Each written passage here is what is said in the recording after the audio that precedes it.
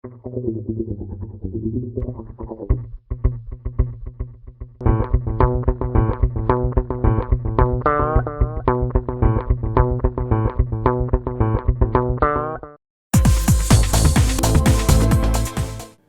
இந்த சினிமாவுக்குள்ள நானும் என் போன்ற சக இயக்குனர்களும் இன்றும் கனவுகளை சுமந்து கொண்டு கோடம்பாக்கத்திலே போராடி கொண்டிருக்கும் உதவி இயக்குனர்களும் இன்று வரும் உதவி இயக்குனர்களின் படங்களை பார்த்து கனவுகளை வளர்த்து கொண்டிருக்கும் அடுத்த தலைமுறை என்ன மாதிரி கிராமத்தில் ஒருத்தன் கனவு கண்டுட்டு இருக்கான்ல, சினிமாவில் போய் சேர்ன மாதிரி ஜெயிச்சிடணும், அவரை மாதிரி ஜெயிச்சிடணும், சமுத்திரக்கனி மாதிரி ஜெயிச்சிடணும்னு, அவங்க எல்லாம் இங்கே வரும்போது இந்த சினிமாவோட கதவுகள் வசந்த காலமாக திறந்திருக்க வேண்டும் என்பது என்னுடைய ஆசையாக மாறியது. அந்த ஆசையின் அடிப்படையில் தான் கடந்த 8 மாதங்களாக ஜேகே நவம்பர் டிசம்பரில் சென்சார் ஆச்சு. சென்சாரான நாட்களில் இருந்து இந்த படத்தை எப்படி கொண்டு போய் சேர்ப்பது கண்டிப்பாக தெரியும். இன்றைக்கி நான் என் படத்தை ரிலீஸ்னு ஒரு போஸ்டர் ஒட்டிட்டு பேப்பரில் ஒரு 1/4 பேஜ் கொடுத்துட்டு இருக்கிற தியேட்டரில் ரிலீஸ் பண்ணனா சத்தியமாக என்னால் நான் கையெழுத்து போட்ட கடனை அடைக்க முடியாது. அப்படி இருக்கிற நிலைமை. அப்படி இருக்கும் பொழுது என்னை போல முன்னோர்கள் நிறைய பேர் இருக்காங்க, இந்த கையெழுத்து போட்ட கடனை கொடுக்க முடியாமல் காணாமல் போன தயாரிப்பாளர்கள். அதே இடத்துல நானும் எனக்கு பின்னாடி பெட்டியை வச்சுக்கிட்டே நிற்கிறாங்களே நிறையா தயாரிப்பாளர், அவங்களுக்கு காணாமல் போயிடக்கூடாது. ஸோ அதற்கு இது என்ன களையவே முடியாத ஒன்றா? என்னையா பழையற்பட்டிலேருந்து பிறந்து வந்து எங்கேயோ வந்து கோடம்பாக்கத்து கதவை தட்டி உடச்சி விட்டாச்சு, இதை போய் முடியாதுன்னு சொன்னால் என்ன அர்த்தம்? முடியும்.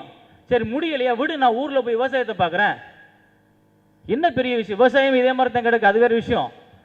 ஆனால் முடியும் அப்படின்னு ஒரு நம்பிக்கை எங்களுக்குள்ளே தோணுச்சு.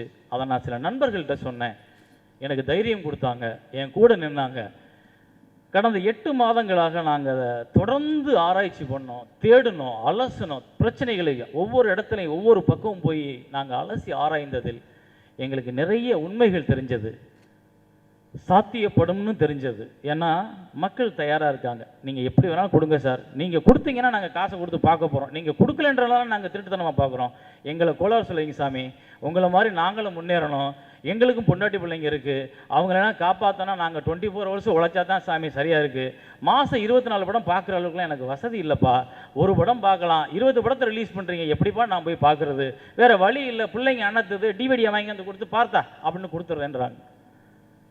இதில் அவங்க மேலே குறை இருக்கிறதா எனக்கு தெரியலை. அப்போது என்ன பண்ணலாம் அப்படின்னு யோசிச்சதோட விளைவுகள், அப்புறம் நம்மளோட இண்டஸ்ட்ரியில் நம்மளோட சினிமாவுக்குள்ளே நமக்கு தெரியாத தெரிந்த நிறைய விஷயங்கள் மூடி மறைக்கப்பட்டு உள்ளுக்குள்ளேயே ஒரு ஆமை உள்ளுக்குள்ளே போந்த மாதிரி உட்காந்துருக்கு. ஸோ அதை களைய ஒரு விஷயம் கண்டுபிடிக்கணும்னு தோணுச்சு. அதைத்தான் நான் இன்றைக்கி உங்கள் முன்னாடி ப்ரெசென்ட் பண்ணுறதுக்காக அத்தனை பேரையும் நான் கூப்பிட்ருக்கேன். என்னுடைய வருகையை ஏற்று என்னுடைய வருகையை மதித்து இந்த விழாவின் முக்கியத்துவம் உணர்ந்து வந்திருந்த அனைவருக்கும் என்னுடைய தலைதார்ந்த நன்றி, சந்தோஷம், மகிழ்ச்சி. இவ்வளவு பிரச்சனைகளை மீறி ஒரு திரைப்படத்தை கொண்டு போய் சேர்த்துட முடியுமா அப்படின்னு நாங்கள் கேட்டோம். அப்போ எங்களுக்கு உருவானது தான் C2H என்ற இந்த நிறுவனம். நாங்கள் உருவாக்க ஆசைப்பட்டோம், உருவானது. வீட்டில் படம் காட்டும் இந்த புதிய முயற்சி தொடங்கி இருக்கிறது. எல்லா ஊடகங்களும் பக்தி மார்க்கம் உட்பட இந்த தொழில்நுட்ப மாறுதல்களுக்கு ஆள்பட்டேயாக வேண்டும். அப்படி ஒரு மாற்றம் தான் இது என்பது என்னுடைய கருத்து. அதில் நம்பிக்கை இல்லாதனாலும் அதை ஒரு உதாரணமாக சொல்ல கடமைப்பட்டிருக்கிறேன்.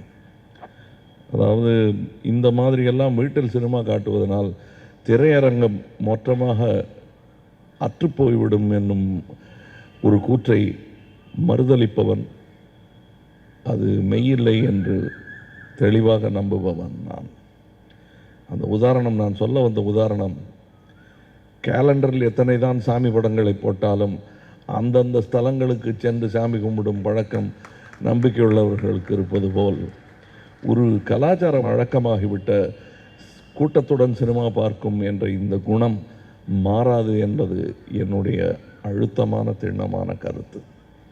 எத்தனை வசதிகள் செய்து கொடுத்தாலும் மாலையில் காற்று வாங்க கடற்கரைக்கு செல்வது போல் இங்கேயும் வந்து நிற்கும் அலைமோதும் கூட்டம்.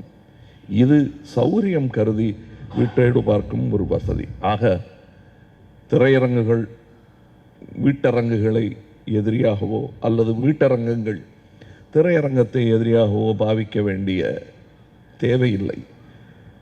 ஒரு வங்கியின் கிளை, பெரு வங்கியின் கிளையாக இவைகளை ஏற்றுக்கொள்ள வேண்டும் என்பதுதான் என்னுடைய தாழ்மையான கருத்து.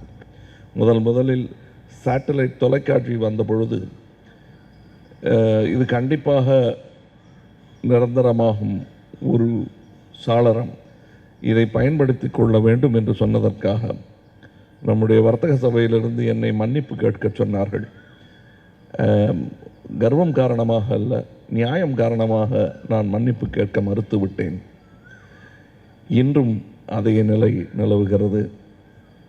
இது மன்னிப்பு கேட்க வேண்டிய அல்லது மன்னிப்பு கேட்க வைக்க வேண்டிய விஷயமே இல்லை. இந்த தொழில்நுட்பம்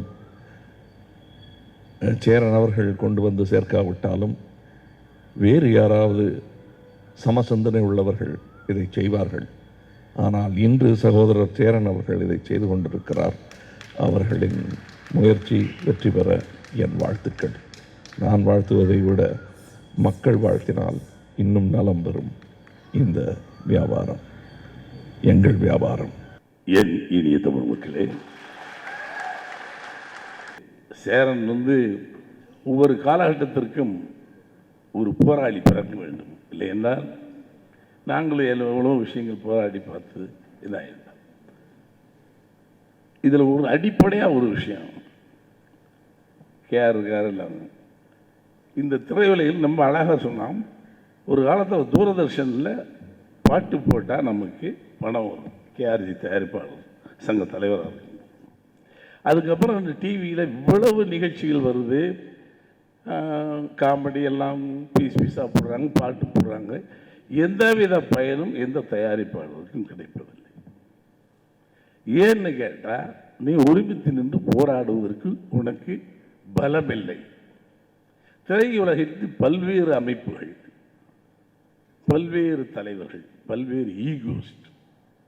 நீ ஒற்றுமையாக இருந்தீங்கன்னா நாளைக்கே ஒரு தீர்மானத்தை போட்டு, நாங்கள் தொலைக்காட்சிகளுக்கு எங்களுடைய சொத்தை நீங்கள் வாங்கும் பொழுது அதற்கான எங்களுக்கு கணிசமான ஒன்று வந்தால் தான் தருவோம் என்று உறுதியாக நில்லுங்கள். முதுகெலும் இல்லாமல் எனக்கு இந்த இதில் இது போயிடுமோ, சேனலில் எனக்கு இது கொடுக்க மாட்டாங்க, நான் அந்த சேனலுக்கு ஃபேவரு, இந்த சேனலுக்கு ஃபேவரு. 30, 40, 50 சேனல் இருக்கிறது. ஒன்றும் தியேட்டருக்கே போகலாம். நீ மட்டும் ஒவ்வொரு முறையும் நீ பாட்டு போட்டாலும் சரி, என்னுடைய சீன் போட்டாலும் சரி, இது நீ கொடுத்து பாரு, தயாரிப்பாளம் முளைச்சிக்குவாங்க. தியேட்டருக்கே படம் அவ்வளவு வருமானம் கொடுத்து போய் அவர்களெல்லாம் இதை பேசினா நாளைக்கு உடனே டிவியில் காட்டவே மாட்டாங்க. நான் காட்டார என்னை ரொம்ப நாள் குத்தி வச்சுருந்தாங்க. அப்புறம் வேறு வழி இல்லாமலாம் காட்டினாங்க. ஒரு மொனாப்பள்ளி, சொத்து ஒன்றுது, படைப்பு ஒன்றுது. யாரோ சொல்லணும், முதல் அடிப்படையில் நமக்குள்ள ஒற்றுமை வேணும். நீ சிதறி கிடந்தால் வலிமையான சிங்கம் 4 மாடு தனித்தனியாக அடிச்சு போட்டு போயிட்டே இருக்கணும். ஆகையினால் நீங்கள் ஒற்றுமையாக இருந்து தங்களுடைய ஈகோகளை மறந்து இந்த அமைப்பு சார்ந்து ஒரு சேரன் என்று போராடுங்கள். மிகப்பெரிய வெற்றியை கொடுக்கும். Cheran hats off to. உண்மையிலே மாதிரி சினிமா எடுக்கிறவங்களும் ரொம்ப சிரமத்தில் மூழ்கிட்டு இருக்காங்க. அவங்கள கரை சேர்த்தணும் அப்படிங்கிற ஒரு நல்ல அபிப்பிராயத்தோட மரியாதைக்குரிய என்னுடைய நண்பர் சேரன் அவர்களும் அவருடைய குழுவும் முயற்சி பண்ணி இந்த C2H அப்படிங்கிற இந்த நிறுவனத்தை ஸ்டார்ட் பண்ணிக்கிறாங்க. ஸோ எல்லாருக்குமே கஷ்டத்தில் இருக்கிறோங்கிறது எல்லாத்துக்கும் தெரியும். அதனால் கரை சேர்த்தணுங்கிறதுக்காக அவர்னால் முடிஞ்ச முயற்சி, அதாவது பூனைக்கு யார் மணி கட்டுறது அப்படிங்கிற மாதிரி எல்லாருமே யோசிப்பாங்க. அவர் யோசிக்காமல் பரவாயில்ல அப்படின்ட்டாரு. ஸோ அதனால் கண்டிப்பாக அவருக்கு எல்லாருமே கண்டிப்பாக அது ஒரு பெரிய ஆதரவு கொடுத்து ஒரு பெரிய விதத்தில் அவருக்கு ஒரு பெருமையை தேடி தர அளவுக்கு சினிமாவில் இருக்கிறவங்களையெல்லாம் கரையேற்றும் அப்படின்னு சொல்லிட்டு அவருக்கு என்னுடைய வாழ்த்துக்களை தெரிவிச்சுக்கிறேன். நன்றி, வணக்கம். ஒரு ஹார்மோனியத்திலேருந்து ஒரு பியானோ வந்தது. அதுக்கப்புறமா அந்த பியானோனுடைய லேட்டஸ்ட் வெர்ஷன் இப்போ அவர் ஆஃபீஸில் இருக்குது. அது 1.5 கோடியோ என்னமோ. அவர் சொன்னார், முதல்ல வீட்டில் அவங்கெல்லாம் ஒரு கார் வாங்கலாம், ஆடி அவங்கவுங்க ஆடி வச்சுருக்காங்க, எனக்கு இன்னும் இது பிடிச்சது இதாக வாங்கினான்னு. அதான் அவருடைய அவர் எவ்வளோ சம்பாதிக்கிறாரோ அவ்வளோ மேக்ஸிமம் வந்து அவருடைய மியூசிக் இன்ஸ்ட்ருமெண்ட்ஸ்லேயும் அதில் தான், அந்த ஸ்கூல் மியூசிக் காலேஜ் இதில் தான் இன்வெஸ்ட் பண்ணுவார். எதுக்கு சொல்ல வரேன்னா, அந்த தொழிலில் இருக்கவங்களுக்கு தான் அதை பற்றி தெரியும். இப்போ அப்படி ஒரு ஏஆர் ரஹ்மான் நமக்கு கிடச்சிருக்காருன்னா அது ஒரு சயின்டிஃபிக் டெவலப்மெண்ட் தான். ஒரு சயின்டிஃபிக் டெவலப்மெண்ட்டை வந்து யாருமே தடுக்க முடியாது. அது தடுத்தால் அது வந்து தற்காலிகம் அப்படின்றது தான், அது நிரந்தரம் அல்ல. நான் கமல் சார் இப்படி ஒரு கான்செப்ட் வரும்போது இதுதான் சார் ஃப்யூச்சர்னு சொன்னேன். அதே மாதிரி இப்போ சேரன்ட்டையும் தான் ஃபோனில் சொன்னேன். ஃப்யூச்சர் அதுதான், அது கன்ஃபார்ம். அது யாராவது தடுத்தா அது அன்னைக்கு அது வந்து அது தற்காலிகம் தான். கண்டிப்பாக சயின்டிஃபிக் டெவலப்மெண்ட்டை யாராலுமே தடுக்க முடியாது. சேரன் அந்த ஜேகே என் நண்பனின் கதை என்ற திரைப்படத்தை எனக்கு போட்டு காமிச்சார். மிக சிறப்பான ஒரு படமாக அது இருந்தது. சேரன் படம் எப்போது திரைக்கு வரும் என்று காத்திருந்த ஒரு காலம். நாங்கள் படிக்கும்போது எங்கள் அப்பா பாரதி ராஜா, இங்கே இருக்கிற மதிப்பிற்குரிய ஐயா கே பாக்கியராஜ் அவர்களுடைய படங்கள்லாம் திரைக்கு வருவது எங்களுக்கு ஒரு திருவிழா போல் இருக்கும். அதுபோல் சேரனுடைய படம் எப்போது திரைக்கு வரும் என்று எதிர்பார்ப்போடு காத்திருந்த காலம் போக திரைக்கு கொண்டு போக முடியாத ஒரு சிக்கல். அதை ஒரு போர்க்குணமிக்க ஒரு கலைஞனால் தான் அதை சரி செய்ய முடியும். துவண்டு படுக்காமல் எப்படியாவது திரைக்கு கொண்டு போகணுங்கிற வெறி, அது கடந்த 8 மாத கால உழைப்பு, இன்றைக்கி அது C2H மாறி இருக்கு. தேவைதான் கண்டுபிடிப்பின் தாயாக இருக்குது. எல்லாரும் நினைப்போம் இதெல்லாம் சாத்தியமா? எதுவும் சாத்தியத்திலிருந்து பிறக்கிறது இல்லை, தேவையிலிருந்து தான் பிறக்கிறது. ஒரு பருந்தை ஒரு மனிதன் பார்க்குறான், வானத்தில் பறக்குது. இதுபோல் என் மானுட சமூகம் ஒரு நாள் பறக்கணும்னு நினைக்கிறான், படைக்கிறான் வானூர்தியை. அப்படித்தான் இந்த C2H இன்னைக்கு பிறந்திருக்கு. இது தேவையாக இருக்குது. சேரனுடைய இந்த முயற்சிக்கு என்னுடைய மனம் நிறைந்த வாழ்த்துக்கள். சேரன் கிட்டத்தட்ட ஒரு 6 மாதத்துக்கு முன்னாலேயே அவருடைய அலுவலகத்துக்கு கூப்பிட்டு இப்படி ஒரு முயற்சின்னு சொன்னார். அப்போ அவர் அறிமுகப்படுத்தின அந்த அன்பு, முத்து இவங்க எல்லாருமே இருந்தாங்க. நான் கேட்டேன் அவர்கிட்ட, என்னங்க இந்த புதுசாக மருந்து தயார் பண்ணுறதுக்கெல்லாம் குரங்கை டெஸ்ட் பண்ணுவாங்க, அந்த குரங்கு தான் சேரன்னு முடிவு பண்ணிட்டீங்க போல இருக்குது. என்னென்னா இந்த மாதிரியான பிரச்சனைகளுக்கு யாராவது ஒருத்தர் உயிர் கொடுத்து தான், பலியாகித்தான் அதுக்கப்புறம் தான் இண்டஸ்ட்ரிக்கு வந்திருக்கு. தன்னுடைய முதல் பலி நீங்கள் சேரன்னு முடிவு பண்ணிங்களான்னு கேட்டேன். அதுக்கு அவங்க சொன்னதை விட சேரன் சொன்ன வார்த்தை தான் இருக்குது, அப்படி என்ன பலி கொடுத்து தான் இந்த டெக்னாலஜி வளரணும்னா அதுக்கு நான் தயாராக இருக்கேன் அப்படின்னு. ஸோ சேரன் என்ற ஒரு மனிதன் சினிமாவை எந்த அளவுக்கு நேசிக்கிறார்ன்ற விட அந்த தொழிலை, அது இந்த தொழில்நுட்பம் வளர்ந்துருக்கிறதை நேசிக்கும் பொழுது இவ்வளவு பெரிய ஒர்க்கு ஒரு தனி ஆள் உட்காந்து வேலை பார்த்தது, ஒரு படம் பண்ண டைரக்டர்களுக்கு சோம்பேறித்தனம் வந்துடும். அந்த சோம்பேறித்தனத்தையும் தாண்டி இவ்வளோ பெரிய உழைப்பு பண்ணியிருக்காங்க. நிச்சயமாக இது வாழ்த்துக்குரியதும் வரவேற்புக்கும் உரியது தான். இந்த 8 மாதம் தவமாக இருந்து டெக்னாலஜி வந்து ஒரு பக்கம் நீங்கள் இந்த லேசர் இதில் பார்க்கும்போது வளர்ச்சி, எப்படி நாடகங்கள் வந்து டென்ட்லேருந்து சினிமாவிலேருந்து ஊடகங்கள்ன்ற மாதிரி இந்த வளர்ச்சியும் ஒரு பக்கம், அந்த பரிமாண வளர்ச்சியில் வந்து அழிவு நமக்கு எப்படி ஏற்பட்டிருக்கின்றதும் சில விளக்கங்கள். ஸோ அழகாக இந்த ப்ரெசன்டேஷன் அவருடைய படத்தினுடைய ஸ்கிரிப்டை விட அதிகமாக இதுக்கு வந்து மூல செலவு பண்ணியிருக்காருன்றதில் ஒரு நம்பிக்கை. அதை விட அந்த ஹோட்டலில் நடந்த மீட்டிங்கில் எனக்கு ரொம்ப பிடிச்சிருந்தது. நாங்கள்லாம் போயிருந்தோம்.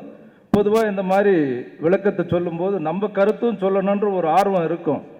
இருந்தாலும் யாரையும் அவர் பேச விடலை.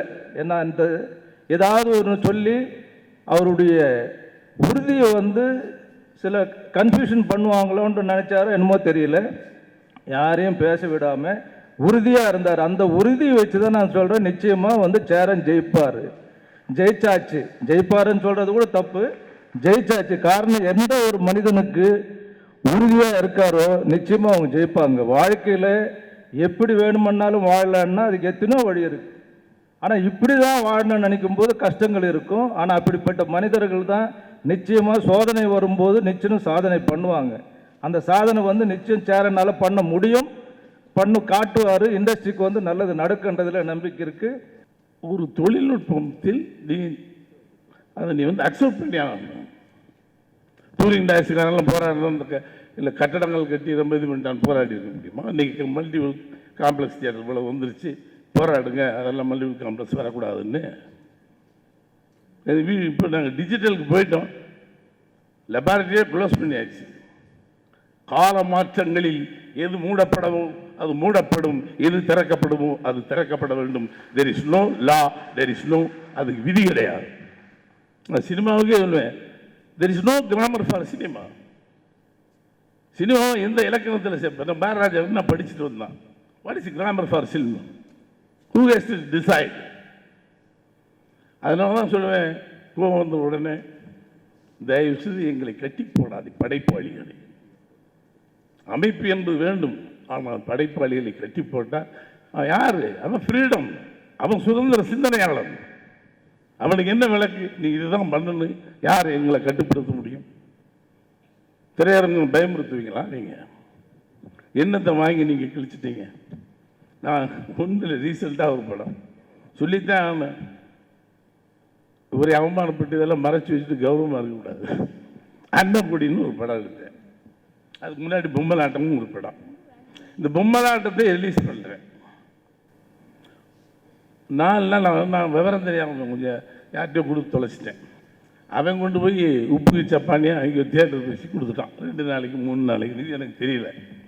என்ன தியேட்டர் மொனாப்பிலிஸ். அந்த படம் வந்த இடம் தெரியாமல் போச்சு 3 நாளில். ஏன்னா அதுக்குள்ளே தூக்கிடணும், அடுத்த படம் போடுவான். என்ன பெரிய பெரிய சண்டை படம், அவர் கூட அந்த ஹீரோன்னு அதில் போயிடும். ஏன்னா தியேட்டர் மொனாப்பிலிஸ். இந்த அன்னப்படி நான் ரிலீஸ் பண்ணாமல் இருந்தால் 3 வருடம் மிச்சம். நான் என்ன செலவழித்து படத்தை எடுத்துகிட்டு இல்லை 1.5 கோடி இல்லாமல் எல்லாம் பப்ளிஷ் பண்ண முடியாது. அதுக்கு 4 பேர் உட்காந்து பேசுவோம், ஓஹோ அப்படியெல்லாம் பண்ணணுமோ அப்படின்னு சொல்லிட்டு நம்மளும் என்னென்னமோ சொல்லி கடனை வாங்கி பண்ணுவோம். நான் அதை பண்ணாமல் இருந்த அந்த படத்தை அப்படியே தூக்கி குப்பையில் போட்டிருந்தேன்னா அந்த 1.5 கோடி என் கையில் மிஞ்சிருக்கேன். தமிழ்நாடு முழுவதும் 30 லட்ச ரூபா கலெக்ஷன், அதில் 15 லட்ச ரூபாய் ஒருத்தர் தின்னுட்டு போயிட்டோம். கேளுங்க, கேஆர் சாட்சி, ஐயா கேஆர் அதை வாங்கிக்கூடியாங்கிறேன். 3 மாதம் நான் கணக்கு கொடுக்கல, கொடுத்தாச்சு கொடுக்கலையாங்கிறேன். இல்லை வேற ஆள்கிட்ட கொடுத்துட்டேன். அந்த வேற ஆளை இவரை பிடிச்சி பிடிக்க வேண்டியது இன்னைக்கு வரைக்கும் இவர் கடங்காலியாக என்கிட்ட உட்காந்துருக்காரு. அதாவது கல்யாண வீட்டில் களவாண்டு போங்கடா, இளவு வீட்டில் களவாண்டு போகிறீங்களடா, கொடுமை. எல்லாம் வெளியில் சொன்னால் அசிங்கம். பாரதிராஜா ஏமாந்துடுறேன். நானும் மனுஷன் தானே, நம்ம என்ன கடவுளா? ஒவ்வொரு இளைஞனுக்கும் ஒரு கனவு. என்னைக்காவது ஒரு நாள் பாரதிராஜாவை நேரில் பார்த்துட முடியாதா, இளையராஜாவை சந்திச்சிட முடியாதா, சிவாஜியை பார்த்துட முடியாதான்னு பல காலம் ஏங்கி கிடந்த கோடான கோடி இளைஞர்களில் சேரன், நானும், பாலா, அமீர் எல்லாரும் ஒருத்தர். அப்படி பெருங்கனவோடு வந்த எண்ணற்ற இளைஞர்களுடைய ஒரு உலகமாக இந்த திரையுலகம் இருக்குது. அது சிதைந்து அழிகிறத பார்த்து எப்படியாவது இதை மீட்க முடியாதான்னு ஒரு பெருங்கனவின் முயற்சி தான் இந்த C2H நான் பார்க்குறேன். இங்கே எல்லா திரைப்படங்களும் அங்கீகரிக்கப்படுறது இல்லை. நம்ம பார்க்குறோம், மதராசப்பட்டினம், அங்காடி தெரு, ஹரிதாஸ் போன்ற படங்கள் எல்லாம் புறக்கணிக்கப்படுது. சம்பந்தமில்லாத படம் ஒரு விருதை வாங்கிட்டு வருது. இன்னும் வேடிக்கையாக நம்ம சொல்லணும்னா, சிறந்த இயக்குனர் என்ற விருதை ஒருவர் பெறுவார். ஆனால் அவர் இயக்கிய படம் சிறந்த படமாக இருக்காது. சிறந்த திரைப்படம் என்ற ஒரு விருதை அது பெறும். ஆனால் அந்த இயக்குனர் சிறந்த இயக்குனர் விருதை பெற மாட்டார். இது எவ்வளோ வேடிக்கையாக இருக்குன்னு நம்ம சிந்திச்சு பார்க்கணும். அதில் ஒரு அரசியல் இருக்குங்கிறது நமக்கு புரியுது. சிறந்த இயக்குனர் இயக்கிய படம் தான் சிறந்த படமாக இருக்கணும். சிறந்த படம் அப்படின்னு தேர்வு செய்யப்பட்ட படத்தை இயக்குறவர் தான் சிறந்த இயக்குனராக இருக்கணும். அதான் உண்மை, அதான் யதார்த்தம், அதான் நியாயமானது. வேணா ஒன்று செய்யலாம், 2-3 இயக்குநர்களுக்கு சிறந்த இயக்குனர் விருதை கொடுக்கலாம், 2-3 படத்துக்கு சிறந்த பட விருதை கொடுக்கலாம். ஆனால் அப்படி இல்லை. சிறந்த படத்தை ஒரு படத்துக்கு கொடுத்துறது, சிறந்த இயக்குனர் வேற ஒரு படத்துக்கு கொடுப்பாங்க. அந்த படம் அப்புறம் சிறந்த இயக்குனர் இயக்கிய படம் சுமாரான படமா? அப்போ சுமாரான படத்தை இயக்குனர் சிறந்த இயக்குனரா? இது ஒரு கொடுமை. இது எல்லாத்தையும் ஒழிக்கணும். அதற்கு ஒரு புரட்சி தேவைப்படுது. இது ஒரு கால மாற்றம். நான் சினிமாவுக்கு வந்ததுக்கு காரணமே இந்த மாதிரி ஒரு டெவலப்மெண்ட்டு தான். நான் வந்து எஃப்எம்எஸ் ரைட்ஸ் வாங்கி மலேசியா சிங்கப்பூருக்கு வந்து படம் வித்துட்டு இருந்தேன் டிகிரி படிக்கும்போது. அப்போது அந்த படங்களுக்கு வந்து அங்கே ஒரு 4-5 தேட்டர் தமிழ் சினிமாக்காக போடப்படும். மலேசியாவில் வந்து ஒரு 300 எஸ்டேட்ஸ் இருக்கும். இங்கே கிராமங்கள் மாதிரி அங்கே எஸ்டேட்ஸ். ஒவ்வொரு எஸ்டேட்டுக்கும் வந்து எங்களுடைய படங்கள் வந்து 16mm ஃபிலிம் போட்டு சாட்டர்டே சண்டேஸில் காமிப்போம். திடீர்னு ஒரு நாள் அது ஸ்டாப் ஆகிடுச்சு. காரணம் வந்து VHS கேசட்டில் இங்கேருந்து நான் படத்தை அனுப்புறதுக்கு முன்னாடி அந்த கேசட் போயிடுது. அதில் அவங்க ஒரு டிவி பெட்டி வாங்கிட்டு அப்போ போட ஆரம்பிச்சிட்டாங்க. இதை நான் சொல்கிறது வந்து 1980, 35 வருஷத்துக்கு முன்னாடி. அந்த 35 வருஷத்துக்கு முன்னாடியே வந்து அந்த சயின்ஸ் டெவலப் ஆனதுனால நான் ஒன்றுமே பண்ண முடியாது. அந்த தொழில் நிறுத்திட்டு அப்போது வந்து எனக்கு இந்த சினிமா வாங்கி விற்றதுனால அந்த ஷூட்டிங்கெல்லாம் பார்த்த ஆர்வத்தில் நான் சினிமா அசிஸ்டன்ட் டைரக்டராக சேர்ந்தேன். அந்த ஆர்வம், சினிமா ஆர்வம். ஸோ இல்லைன்னா நான் ரவிக்குமார் இங்கே இருக்கல. ஸோ அதுவும் சயின்ஸ் தான். ஸோ நான் சேரன்ட்ட சொன்னேன், நிறைய ப்ராப்ளம்ஸ் எல்லாம் வரும், அதெல்லாம் எப்படின்னா நான் விளக்குறேன் சார் அப்படின்னு சொன்னேன். அந்த விளக்கத்தை கேட்கறதுக்கு தான் நான் கொஞ்சம் வெளியாக வரலன்னு நினச்சேன், வர முடியல. என்னெல்லாம் கான்செப்ட் வச்சுருக்காங்கன்னு எனக்கு தெரியாது. பட் ஒன்று, இது வந்து இதுதான் நிரந்தரம், இதுதான் ஃப்யூச்சர் 100%. இதுக்கு வந்து தடை போடுறது வந்து பைத்தியக்காரத்தனம்னு தான் சொல்லுவேன். ஆனால் நான் சேரன்ட்ட கேட்டேன், இதை நீ வந்து டிஸ்ட்ரிபியூட்டர்ஸ் வேண்டான்னு சொல்லுவாங்களே, தேட்டர் வச்சு தான் வாங்கல, நான் யாருக்கும் விற்கலைன்னு சொன்னார். அப்போ ஓகே, அப்போ உன்னை எப்படி திறக்க முடியாது, உன்னுடைய ப்ராடக்ட். இன்றைக்கு உண்மையான ஒரு விஷயம், டெக்னாலஜி எனும்போது உலக அளவில் நம்ம எடுத்துக்கிட்டோம்னா ஹாலிவுட்டுன்னு பார்க்கும்போது எலக்ட்ரானிக் மீடியாவிலே வரக்கூடிய வருமானம் வந்து 80%. திரையரங்குகள் அவங்க நம்புவது உலகம் முழுது திரையரங்குகள் இருக்குது. ஒரு அவதாராக இருந்தாலும் சொல்கிறேன் நான், வெறும் 20% மட்டும்தான் திரையரங்கு நம்புகிறாங்க. 80% பலவிதமான வருவாய்கள் டெக்னாலஜியில் வரக்கூடிய ஒரு விஷயங்களை வந்து ஆராய்ந்து ஒன்றுக்கு ஒரு அக்ரிமெண்ட் தனியாக போட்டுருக்கு. அந்த காப்பிரைட்ஸ் மட்டும் நம்ம ஃபாலோ பண்ணாலே போகிறோம். இரண்டாவது, நம்ம இந்தியாவில் ஹிந்தி படங்களுக்கு அவங்களுடைய மினிமம் வந்து அவங்க 30 to 40% வந்து தியேட்டர்கள் ரெவென்யூ எதிர்பார்க்குறாங்க. 60% வந்து உறுதியாக வந்து எலக்ட்ரானிக் மீடியாவில் வருது. சமீபத்தில் ஒரு சல்மான் கானுடைய படம் சேட்டலைட்டுக்கு மட்டும் 50 கோடிக்கு விற்றுருக்காங்க, 50 கோடிக்கு. ஆனால் இங்கே நம்ம தமிழ்நாட்டில் நம்மளுடைய பர்சன்டேஜ்னு பார்க்கும்போது நம்ம எடுத்துக்கிறது எல்லாமே வந்து சேட்டலைட் எலக்ட்ரானிக் ரெவென்யூன்னு பார்த்தோம்னா 20%, 80% திரையரங்குன்னு நினைக்கிறோம். ஆனால் இந்த 20%ம் எலக்ட்ரானிக் மீடியாவில் நம்மளுக்கு ஒழுங்காக வர்றதில்லை. 80% நினைக்கக்கூடிய திரையரங்கில் நமக்கு வர்றதில்லை. ஒரு கேன்டீனில் கரெக்டாக சொன்ன மாதிரி ஒரு கேன்டீனில் வரக்கூடிய வருவாயை கூட ஒரு திரையரங்கு உரிமையாளருக்கே கிடையாது. அப்புறம் நம்ம ஷேர் என்ன வரும்ன்றது நினச்சி பாருங்கள். ஸோ இப்படி தான் நம்மளுடைய படங்களை பார்க்குறாங்க, எங்கே பார்க்குறாங்க, எப்படி பார்க்குறாங்கன்ற பர்சன்டேஜ் தான் நம்ம எடுத்துக்கணும். ஆக சரியான நேரம், ஏன்னா எழுப்பதற்கு ஒன்றும் இல்லைன்ற மாதிரி இந்த சூழ்நிலையில் கரெக்டான உரிய நேரத்தில் ஆரம்பிக்கப்பட்ட இந்த முயற்சி நிச்சயமாக ஜெயிச்சாச்சு. இது வந்து சேரன் செய்யலைனாலும் நமது மதிப்பிற்குரிய கமலஹாசன் அவர் சொன்னது மாதிரி காலம் இதை செஞ்சிடும், அதை செஞ்சிடும். அதை டிவிடிக்கு பேரே திருட்டு விசிடின்னு அதுக்கு பேர். திருட்டு VCD.comனு ஒருத்தன் வச்சுருக்கான். எவ்வளவு காயமாக இருக்கும்னு நீங்கள் நினச்சி பாருங்கள். நான் எவ்வளவோ இடங்களில் பேசியிருக்கேன்னு கேட்குறாங்க, ஏய் என்னப்பா நீ சினிமாவுக்கு போய் இவ்வளோ பேசிட்டுக்கிற, கோடி கோடியாக சம்பாதிக்கணும், லட்சக்கணக்கான தொழிலாளி பட்டினி கிடக்கிறாங்கிறது அவனுக்கு தெரியாது. அவன் சினிமாவில் இருக்கிற எல்லாரும் கோடீஸ்வரன், அதான் அவன் பார்வை. அந்த நிலையை நம்ம மாற்ற வேண்டியது இருக்குது. அதனால் ஒருத்தன் உழைப்பை சுரண்டுவது போல ஒரு பெரிய திருட்டு, ஒரு பெரிய கொள்ளை உலகத்தில் எதுவுமே இருக்க முடியாது. அதுலேயும் அறிவு திருட்டு இருக்கே, அது மிகப்பெரிய அயோக்கியத்தனம். அப்படித்தான் இந்த திருட்டு VCD இதெல்லாம். ஏன் நீங்கள் அருகில் இருக்கிற கர்நாடகாவில், ஆந்திராவில், கேரளாவில் ஒரு 6 மாதத்துக்கு முன்பு வெளியான படத்தை எப்படி எடுத்திருக்காங்கன்னு போட்டு பார்க்குறதுக்கு ஒரு டிவிடியை நீங்கள் வாங்கிருங்களே பார்ப்போம், வாங்கி காட்டுங்க பார்ப்போம். வாய்ப்பு இல்லை. ஆனால் அந்த மாநிலங்களில் திரையுலகில் வந்து இருந்து வந்த யாரும் ஆளலை. ஆனால் இந்த மாநிலத்தில் தான் 50 ஆண்டுகளாக திரையுலகமே ஆட்சி செய்யுது. எங்களை போன்ற திரைக்கலைஞர்களுக்கு பொண்ணு கொடுக்கறதில்ல, வாழ்கிறதுக்கு வீட்டை கொடுக்கறதில்ல. ஆனால் வாழ்றதுக்கு வீட்டை தராத இந்த மக்கள் தான் ஆள்வதற்கு 50 ஆண்டுகளாக நாட்டை கொடுத்து கொண்டிருக்கிறார்கள் என்பது நாம் மறந்து விடக்கூடாது. தென்னிந்திய திரைப்பட தொழிலாளர் அமைப்பு இருக்கு வரை நான் அங்கீகரிக்க போகும்போது உன்னை எடுக்க போறதில்லை சொன்னேன். என்றைக்கு நீ தமிழ்நாடு திரைப்பட தொழிலாளர் அமைப்பு என்று சொல்லுகிறாயோ அது இவ்வளவு காலத்துக்கு அப்புறம் வந்துருக்கு. தமிழ்நாடு திரைப்பட இயக்குனர் சங்கம் என்பதை நாங்கள் தான் மாற்றினோம். அந்த சவுத் இந்தியன்கிறதுக்கே போராட்டம். என்ன சவுத் இந்தியன்? நீ அங்கே போனால் உதைச்சி அடித்து அனுப்புகிறோம். அவனுக்கு தனித்தனி அமைப்பு இருக்குது. இதை சொன்னா பெரிய ராமாயணம் கஷ்டம். நல்ல வேலை எங்கேயோ லேசாக அப்போ தான் தமிழ்நாடு திரைப்பட தொழிலாளர் சங்கம். நன்றி.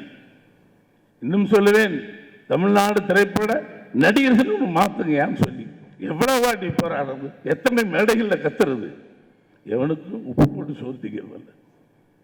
சொன்னேன் நான் தமிழ் தானே, அது என்ன உனக்கு சொன்னா போச்சு. அது மாதிரி இந்த அமைப்புகள்லாம் தமிழ் வர வேண்டும், ஒற்றுமையோடு இருக்கணும்.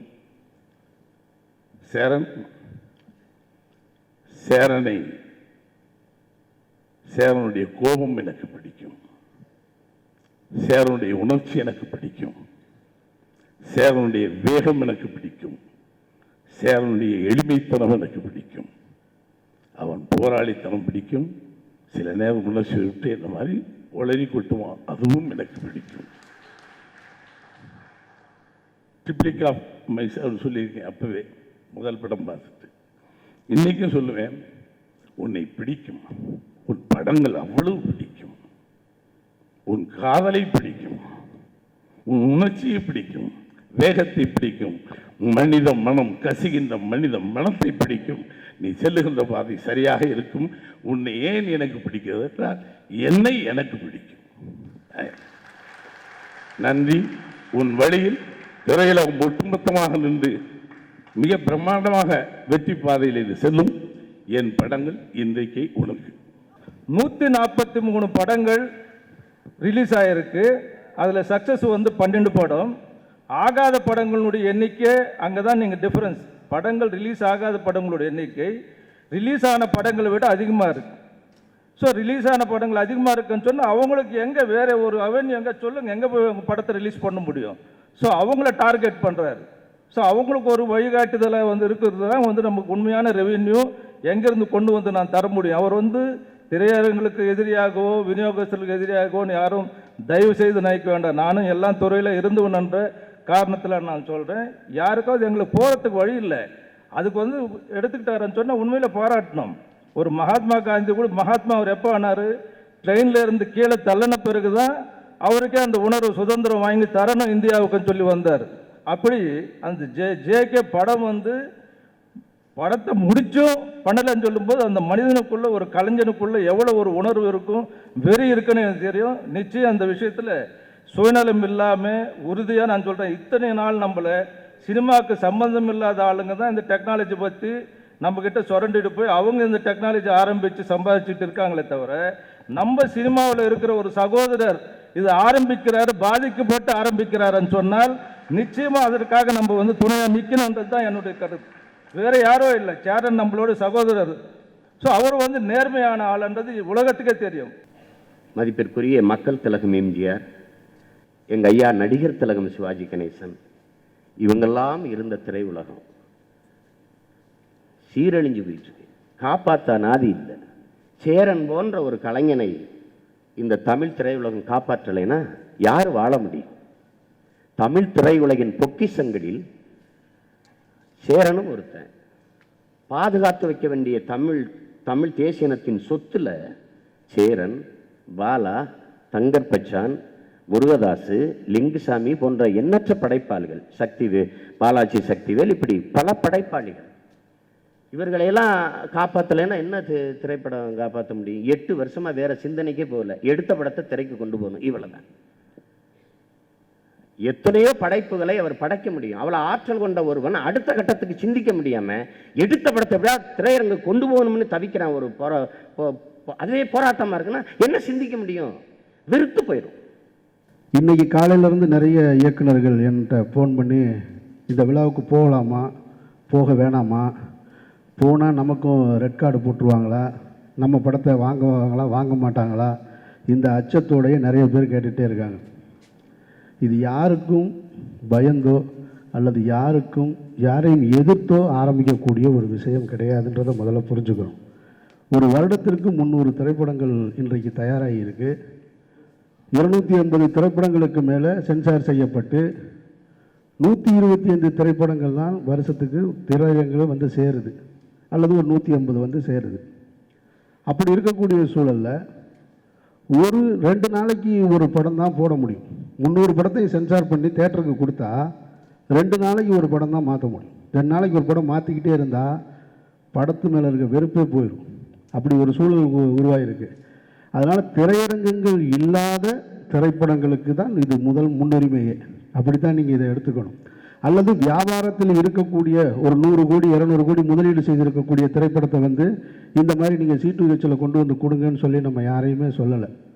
இந்த துறையை நம்பி, இந்த சினிமாவை நம்பி தன்னுடைய வீடு, தன்னுடைய சொத்து எல்லாத்தையும் அடமானம் வைத்து, அல்லது தன்னுடைய அறிவையோ மூளையோ அடமானம் வைத்து வட்டிக்கு பணம் வாங்கி படம் எடுத்து அதை பெட்டியில் போட்டு வச்சிருக்க தயாரிப்பாளர்களாக இருக்கட்டும், இன்னமும் எடுக்க துடித்து கொண்டிருக்க தயாரிப்பாளர்களாக இருக்கட்டும், அல்லது 2 கோடிக்கு படம் எடுக்கிற இயக்குநர்களாக இருக்கட்டும், எல்லோருக்குமே இந்த C2H ஒரு அருமையான பாதையை அமைத்து கொடுத்திருக்கிறது என்பது மறுக்க முடியாத உண்மை. அதனால் இந்த C2H நிறுவனம் மிகப்பெரிய வெற்றியடையும். திரையரங்க உரிமையாளர்கள் நிச்சயமாக எல்லாருமே இந்த தொழிலிருந்து வந்தவங்க தான். அவர்கள் நிச்சயமாக இதை வந்து யாரும் தவறாக எடுத்துக்கக்கூடாது என்பது என்னுடைய வேண்டுகோள். அதனால் C2H இன்றைக்கு இந்த அரங்கம் வந்து கிட்டத்தட்ட ஒரு 70% ஃபுல்லாக இருக்குது. C2H மூலமாக இதனுடைய வெற்றி ஒரு ஆண்டு கழித்தோ அல்லது 2 ஆண்டு கழித்தோ சேரன் நிச்சயமாக ஒரு விழாவாக எடுப்பார். அன்னைக்கு பாருங்கள், இன்றைக்கி சொல்கிறேன், இறைவன் அருளால் ஒட்டுமொத்த இண்டஸ்ட்ரி இந்த அரங்கத்தில் வந்து அமர்ந்திருக்கக்கூடிய சூழல் ஏற்படும். வாழ்த்துக்கள் சேரன். நன்றி. ஒன்று இப்போ சேரன்ட்ட சொல்கிறேன், இது கூட ஒரு எல் சேர்த்துக்கிட்டா கரெக்டாக இருக்கும். பட் ஏற்கனவே வந்து C2H தான் நடந்துகிட்ருக்கு. சினிமா டு ஹோம்ன்றது வந்து அதான் நடந்துகிட்ருக்கு. எல்லோரும் நெட்டில் வந்து டவுன்லோட் பண்ணி படங்களை பார்க்குறாங்க, யூடியூப்பில் பார்க்குறாங்க, திருட்டு விசிறியில் பார்க்குறாங்க. That is already there. Cinema to home, legally cinema to home. இது அதான் ஒரு எல் சேர்க்கணும். ஒன்று தட் இஸ் இல்லீகல். நெட்டில் வந்து எவனோ ஒருத்தன் படத்தை போட்டுடுறான், அது யாரோ ஒருத்தர் உலகத்தில் இருக்கவங்க பல பேர் வந்து அதை டவுன்லோட் பண்ணி பார்க்குறாங்க. எவனோ ஒருத்தன் யூடியூப்பில் போட்டுடுறான், அதை பார்க்குறாங்க. அது எவன் போட்டான்னு கண்டுபிடிச்சி தேடி கண்டுபிடிச்சா அவன் எங்கேயோ லண்டனில் ஒரு அட்ரஸ்ஸு, அதெல்லாம் நம்ம ஒன்றும் பண்ண முடியாது. அப்புறம் இந்த பக்கம் பாரிஸில் ஒரு அட்ரஸ்ன்னு வருது. அதுக்கப்புறமா இங்கே இருக்கிறவன் தானே அதை கொடுத்துருக்க முடியும் அப்படின்னு சொல்லிட்டு நாங்கள் அந்த ஜக்குபாய் இதிலலாம் போய் பார்த்து ஒருத்தரை பிடிச்சி அவனை விசாரித்து அவங்க கண்ணில் கூட காமிக்கல. அதுக்கப்புறமா கொஞ்ச நாள் கழிச்சு அவன் மறந்துட்டாங்க. நான் போய் அந்த ஒரு எஸ்பி அவர்கிட்ட கேட்டேன், என்ன சார் ஆச்சு? அதெல்லாம் அவனை விட்டாச்சு சார் அப்படின்ட்டார். இந்த தலையை சொல்லும் போதே தெரியும் ஆச்சு பாலிடிக்ஸ் அப்படின்ட்டு. ஸோ அதெல்லாம் ஒன்றுமே பண்ண முடியல நம்ம ஊரில். ஸோ இல்லீகலாக சினிமா டு ஹோம் வந்து நடந்துகிட்ருக்கு. ஸோ லீகலாக பண்ணுற ஒருத்தரை எப்படி தடுக்க முடியும்? ஸோ அந்த லீகலாக எல்லோரும் அது மாதிரி பண்ணணும். அது மூலிமா அந்த வருமானம் வரணும்னு ஆரம்பிச்சிருக்க சேரனுக்கு வந்து என்னுடைய வாழ்த்துக்கள் மட்டுமல்ல, என்னுடைய வணக்கங்கள், என்னுடைய ஆசீர்வாதங்கள். நன்றி, வணக்கம். ஒரு கலைஞனுடைய உழைப்பை அங்கீகரிக்கணும். அதற்கு கால மாற்றம் தேவைப்படுது. சிறந்த திரைக்கலைஞர்களை அரசு தத்தெடுத்துக்கணும். எங்கள் அப்பா பாரதி ராஜா போல, பாக்கியராஜ் போல, சேரனை போல, பாலாவை போல, அமீரை போல திரைக்கலைஞர்களை அரசு தத்தெடுத்துக்கணும். உங்கள் வேலை சிறந்த படங்களை எடுப்பது. தமிழ் தேசியனத்தினுடைய கலை இலக்கியம் இதை வந்து பண்பாட்டு வாழ்வியல் மரபை உலக தரத்துக்கு கொண்டு போய் சேர்ப்பது. உங்களுக்கு மாதம் 10 லட்சம் சம்பளம், உங்களுக்கு வீடு இருக்குது, உங்களுக்கு எரிபொருள் செலவு உங்களுக்கு கொடுக்கும், உங்களுக்கு வாகனம் கொடுக்குறோம். ஒன்றுத்துக்கு உதவாத அமைச்சர்களுக்கே காரு வீடெல்லாம் கொடுக்கும்போது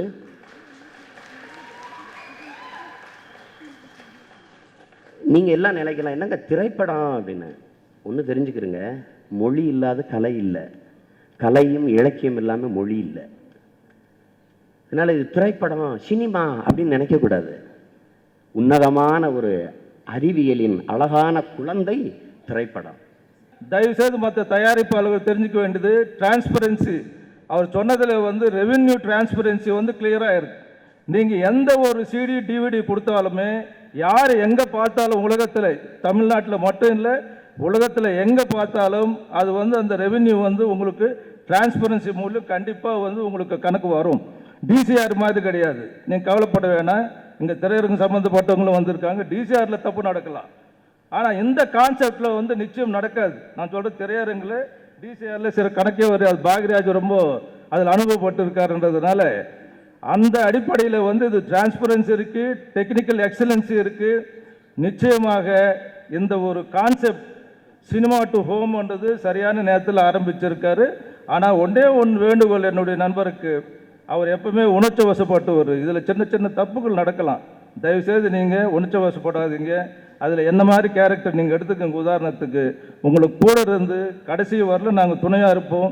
அதே நேரத்தில் கமலஹாசன் சொன்னது முற்றிலும் உண்மை. ஏன்னா அவர் சொன்ன ஒவ்வொரு கருத்துமே அவர் பாதிக்கப்பட்டிருக்கார். இதனால் அறிவாளியாக இருக்கிறதே வந்து அவருக்கு பெரிய சோதனைகளுக்கு தந்திருக்கு. ஏன்னா உலகம் வந்து உருண்டைன்னு சொன்ன ஒரு விஞ்ஞானியே வந்து கொலை பண்ண ஒரு உலகம் இது. அதனால் வந்து தயவுசெய்து இந்த கான்செப்டை எதுக்கிறத விட இருக்கலாம், குறைகள் வரலாம், நாளைக்கு பிரச்சனைகள் வரலாம், முடிஞ்ச அளவுக்கு நம்ம ஆதரவு தந்து சேரனை வந்து ஜெயிக்க வைக்கிறது நம்ம ஜெயிக்கிற மாதிரி, சினிமாவை வாழ வைக்கிற மாதிரி என்று கூறிக்கொண்டு விடைபெறுகிறேன். வணக்கம். இதை சேரன் என்கிற ஒரு கலைஞன் முன்னெடுத்ததாக பார்க்காம நம்ம எல்லோருடைய கடமையாக இதை பார்த்து நம்ம கொண்டு போக வேண்டிய தேவை இருக்கு. நாம் நேசித்து வந்த இந்த திரை உலகம், இந்த தொழில், இந்த கலை அழிந்து போக விடாமல் காப்பாற்ற வேண்டியது நமது கடமை. அதற்கு என் அன்பிற்கினிய சேரன் எடுத்து வைக்கிற இந்த முயற்சி முழு வெற்றி பெறும். அதற்கு எல்லா வழியிலையும் நான் துணை நிற்பேன் என்பதை உறுதியாக கூறி, இந்த சேரன் எத்தனையோ படைப்புகளை, ஒரு புதிய முயற்சிகளை செய்த அந்த திரைக்கலைஞன் இதையும் ஒரு மிகப்பெரிய முயற்சியாக செய்திருக்கார் என்று நான் நினைக்கிறேன். நீங்கள் சினிமா பேரடைஸ்ங்கிற ஒரு படத்தை பார்த்து எல்லாரும் நம்ம பாராட்டுவோம், பேசுவோம். அது அவனுடைய வாழ்க்கை. ஒரு திரையரங்கில் திரைப்படம் ஓட்டுகிற ஒருத்தருடைய மகன், அந்த தந்தை அவன் எடுத்த படத்தையே திரையில் ஓட்டுகிற ஒரு சூழல் வந்தபோது அந்த தகப்பனுக்கு எப்படி இருந்திருக்கும்னு நீங்கள் கற்பனை பண்ணி பாருங்கள். அப்படிப்பட்ட ஒரு மகன், அவன் எவ்வளவு தூரம் சினிமாவை நேசிச்சிருந்தா, திரையுலகத்தை, இந்த திரைப்படத்தை நேசிச்சிருந்தா, இந்த இவ்வளவு தவம் இருந்து இந்த C2Hங்கிறத உருவாக்கியிருப்பாருங்கிறத நீங்கள் புரிஞ்சுக்கிற முடியும். அவருடைய இந்த முயற்சிக்கு பங்கேற்றிருக்கிற உழைத்த அன்பு முத்து, என் அருமை மகள் நிவேதா, இங்கே அவரோடு பங்கேற்று இந்த முயற்சியை மக்களிடத்திலே சேர்க்க ஒத்துக்கொண்ட தோழர்கள் உங்கள் அனைவருக்கும் எனது புரட்சிகரமான வாழ்த்துக்களும் வணக்கமும். நன்றி. C2H நிறுவனர் திரு சேரன் சொன்னது போல், நாங்கள் விளம்பரம் கொடுத்த ஒரு 3-4 நாட்களிலே வந்து எங்களுக்கு உறுதுணையாக டிடி கொடுத்த வெங்கடேசன் மற்றும் அழகர்சாமி அவர்களை, நான் அந்த டிவிடி பஜாருங்கிற நெட்வொர்க்கை நான் ஹேண்டில் பண்ணுறேன். அதுக்கு எனக்கு பெருமைப்படுத்தி கொடுத்த வெங்கடேசன் என்ற அழகர்சாமி நான் ரொம்பவும் பாராட்டுகிறேன். எங்கள் நிறுவனம் சொன்னது போல் இந்த நிறுவனம் மென்மேலும் வளர்வதற்கு உங்களுடைய ஆதரவும் வாழ்த்துக்களும் எங்களுக்கு வேண்டி கேட்டுக்கொள்கிறேன். நன்றி. இந்த C2H நெட்வொர்க்குடைய நோக்கம் வந்து எந்த ஒரு வாடிக்கையாளருக்கும் அவங்களுடைய தேவையை புரிந்து கொள்ளாத ஒரு உற்பத்தியாளர், தயாரிப்பாளர் இருந்தால் கண்டிப்பாக அது வந்து சரியான முறையில் போய் சேராதுன்றது மாதிரி, மக்களுடைய தேவை என்ன அப்படின்றதையும் மக்களுடைய எதிர்பார்ப்பை பூர்த்தி செய்வது மாதிரியும் தான் இந்த தொழில் திட்டம் உருவாக்கப்பட்டிருக்கிறது. அதனால் இந்த தொழில் திட்டம் வந்து மக்களுடைய தேவையும் அவங்களுடைய உணர்வுகளையும் புரிந்துக்கிட்டு அதை பூர்த்தி செஞ்சால் எந்த ஒரு இடையூறும் இல்லாமல், எந்த ஒரு பைரசியும் இல்லாமல் போகின்ற ஒரு அடிப்படையில் உருவாக்கப்பட்டது. இது முழு மூச்சாக வெற்றி பெறுவதற்கு எங்களான அனைத்து முயற்சிகளும் தொடர்ந்து செஞ்சுக்கிட்டு இருக்கோம். நன்றி. I've been interacting with Mr. Charan for the last 3-4 months. I think he brought technology to cinema. More than that, I think the passion, the integrity, I think the trust which he is bringing to this is unbelievable. I wish him all the best, and I wish all C2H all the best. Thank you. படம் முழுக்க ஒத்துழைத்த உதவி இயக்குனர்னு card போட்டிருக்கேன். இந்த தாடி வளர்க்குறது கூட படம் release ஆனால் போய் கோயிலில் மொட்டை எடுப்பேன்னு வளர்க்குறாரு. ஸோ இப்படி ஒரு உதவி இயக்குனர் நிறையா, அதாவது என்னையை சுமக்கல் அவ்வளோதான் அவன் இந்த படத்தை முழுக்க சுமந்திருக்கான். ஸோ இவனுக்கு ஒரு கைத்தட்டல் எனக்காக ப்ளீஸ்.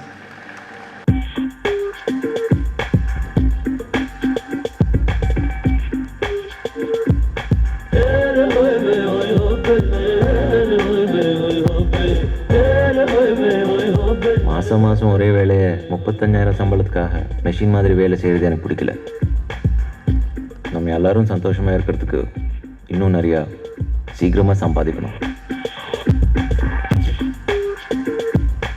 ஒரே ஒரு நாள் உன் கூட கேர் ஃப்ரீயா சுத்திட்டு இருக்கலாம்னா முடியுமா? உயிரே உயிரே நீ வந்ததே என்று தெரியாதே, உயிரே உயிரே நீ போவதெங்கென்று புரியாதே. எங்க மக்களுக்கு சர்வீஸ் பண்றதுக்கோ சாக்ரிஃபைஸ் பண்றதுக்கோ நாங்க இல்ல. ஏன் எந்த தலைவனும் இல்லை.